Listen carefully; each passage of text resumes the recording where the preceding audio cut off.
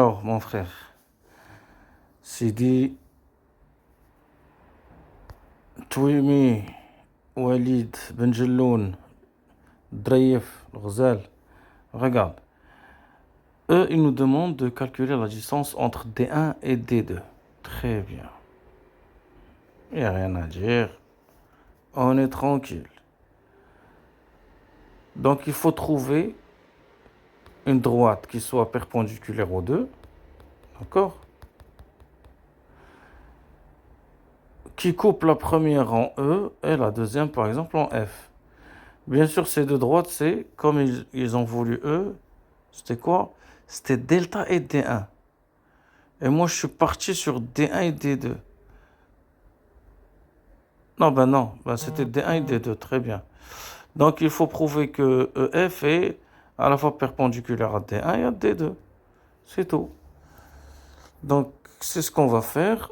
Je vais voir, est-ce que EF est perpendiculaire à D1? C'est ça ce que je veux prouver. Pardon. Est-ce que c'est perpendiculaire à D1? C'est ça ce que je dois chercher. Donc, il suffit de trouver le vecteur directeur de D1, qui est déjà U1, et trouver que le produit scalaire des deux vecteurs est égal à 0. C'est ce qu'on va faire. Et puis aussi, la même chose avec le vecteur directeur de D2. Maintenant, quel est le vecteur directeur de D2? C'est 0, 1, 1. Parce qu'on a dit que c'était ça, la représentation graphique de quoi? De D2. Dans la représentation de C2. Donc, son vecteur directeur, c'est 0, 1, 1. Et moi, le problème, c'est que tout à l'heure, je m'entêtais à faire avec W. Ouais, mais W, ça n'a rien à voir avec W et U1. Ce sont les vecteurs qui dirigent le plan P. Ici, il fallait juste faire EF avec 0, 1, 1. Alors, EF, si je calcule bien, c'est XF moins XE, YF moins YE, ZF moins ZE. D'accord? Très bien. Voilà mon F et voilà mon E.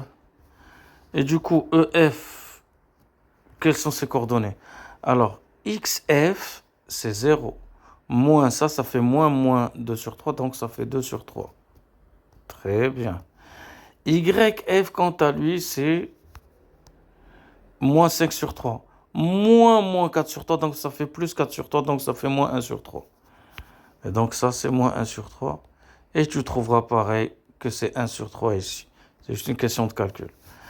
Après, donc EF scalaire U1, bah, ça fait quoi? 2 sur 3, moins 1 sur 3, 1 sur 3, U1. Et U1, c'est quoi déjà? Eh ben, c'est 1, 2, 0. 1, 2, 0. Donc ça fait 2 sur 3, moins 1 sur 3 fois 2, ça fait moins 2 sur 3. Plus 0, donc ça fait 0. Et du coup, bingo, EF perpendiculaire à E1. Maintenant, EF m'a le vecteur, on va l'appeler, allez, U2, hein, puisque U2, est-ce qu'ils l'ont appelé U2? Non, donc on va l'appeler nous U2, puisque ça dirige D2, c'est 0, 1, 1. Ok? Alors, avec U2, ça fait quoi? Ça fait 2 sur 3, moins 1 sur 3, 1 sur 3. Je te jure que je n'ai pas encore fait le calcul, mais je suis sûr que ça va être bon.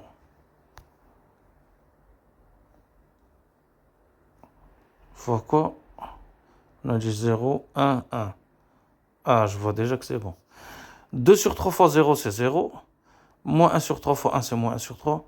Plus 1 sur 3, c'est nickel.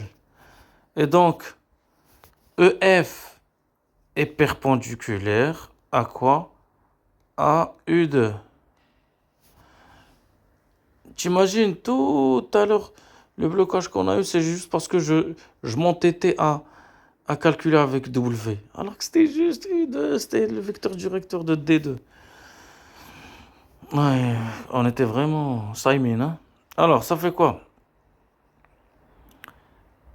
Donc, donc j'ai ça, et j'ai ça. Et donc, or, là, on a juste prouvé qu'une droite est perpendiculaire sur deux droites, une dirigée par U1 qui est D1 et une dirigée par U2 et qui est quoi? Qui est D2. Donc on a juste prouvé que, mais je dois prouver que cette intersection c'est E et cette intersection c'est F. Comment je fais ça? Il faut juste montrer que E appartient à D1 et F appartient à D2 ou bien l'inverse. Or ça c'est carrément dans les données. F, point d'intersection de D2 est quelque chose. Donc F appartient à D2. Or, F appartient à D2. Et E appartient à D1. C'est même pas la peine de vérifier. Mais on va vérifier quand même. Chauffe, E, c'est l'intersection entre delta et D1. Donc ça appartient à D1. D'accord? Parce que si un point appartient à deux droites, il appartient aux deux. S'il appartient à l'intersection des droites, c'est qu'il appartient à deux. Aux deux. Là, ils ont dit à delta, petit delta, la petite lettre grecque, pour nous faire chier, bien sûr, et D1, donc il appartient à D1. Très bien. Donc, qu'est-ce que j'ai en conclusion? E appartient à D1, F appartient à D2, et la droite EF est perpendiculaire aux deux. Donc, vraiment, la distance entre ces deux droites, c'est EF. Parce que c'est ça la définition du cours. Alors, là, je peux dire ça comme ça. Distance, ou bien même comme ça, distance entre D1, D2 est égale à EF. C'est fini. Ok. Très bien. Après la dernière question, c'était quoi le B calculé? Calculer cette distance. Donc, cette distance, c'est bel et bien EF, qui est égal à quoi?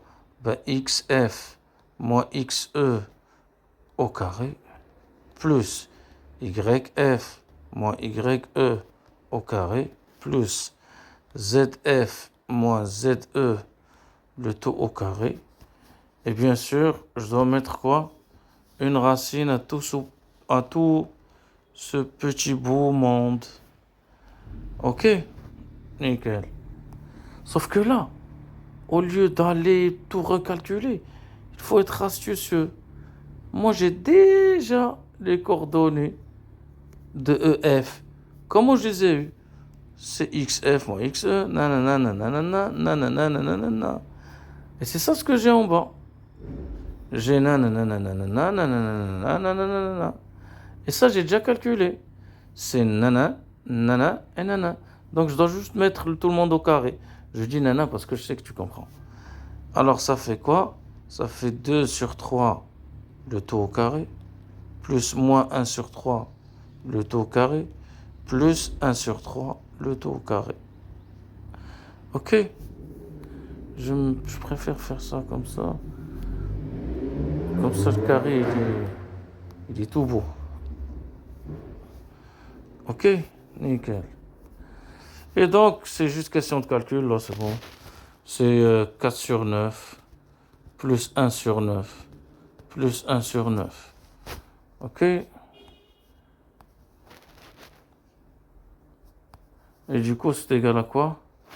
Ben, racine de 6 sur racine de 9 qui est 3. Ah, c'est bon. C'est ça la distance.